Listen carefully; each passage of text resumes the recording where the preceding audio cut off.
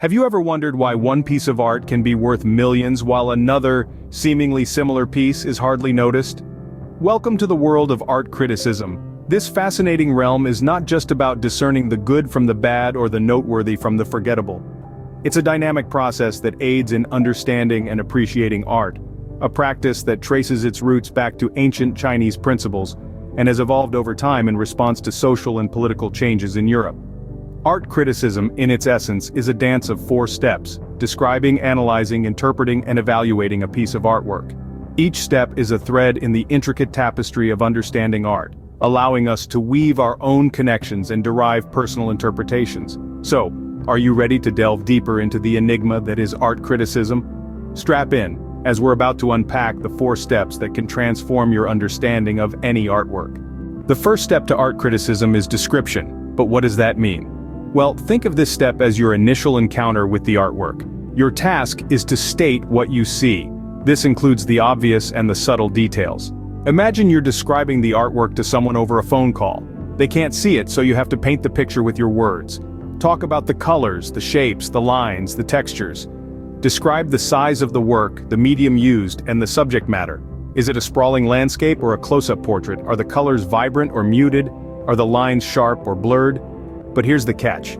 You have to be completely objective. That means keeping your personal feelings, interpretations, or evaluations out of it.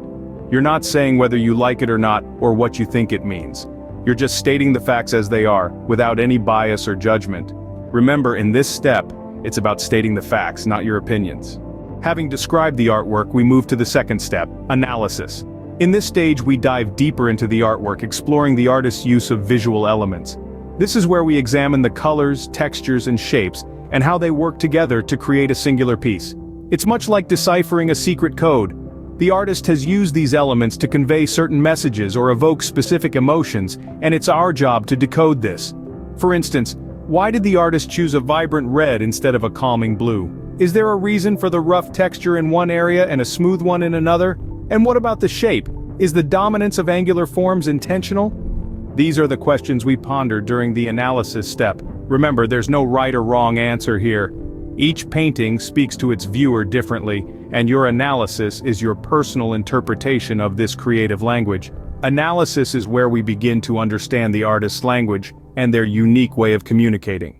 Interpretation, our third step, is where the fun really begins. This stage is akin to being a detective in a world of color, form, and symbolism. It is here that we form hypotheses about the meaning or messages the artist is trying to convey. Interpretation is not about right or wrong answers. It's about exploring possibilities, delving into the artist's mind, and unearthing the stories that lie beneath the surface of the artwork. It's about asking questions like, what is the artist trying to say, or what emotions is the artist trying to evoke? You might find clues in the artwork's title, its historical context, or the artist's personal background. Or perhaps the artwork might resonate with your own experiences and emotions. Remember, art is a dialogue between the artist and the viewer, and in this conversation, your viewpoint matters. Your personal experiences, beliefs, and values shape your interpretation. So don't be afraid to venture a guess, to question, to explore. This is where you make the artwork your own. This is where you bring your unique perspective to the table. Interpretation is a personal journey, and your interpretations could be as unique as you are. Finally, we arrive at evaluation, the 4th step of our journey. This is where we form a judgment about the artwork's quality or significance. It's time to ask ourselves questions like, does this artwork achieve its intentions? Does it contribute something new or meaningful to the art world? Remember, evaluation is not about personal preferences.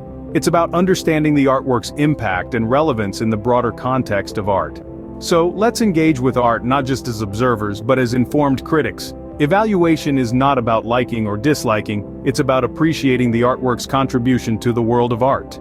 Just as an artist layers paint on a canvas, we've layered understanding through our steps of art criticism. We began with describing, the foundation of our critique.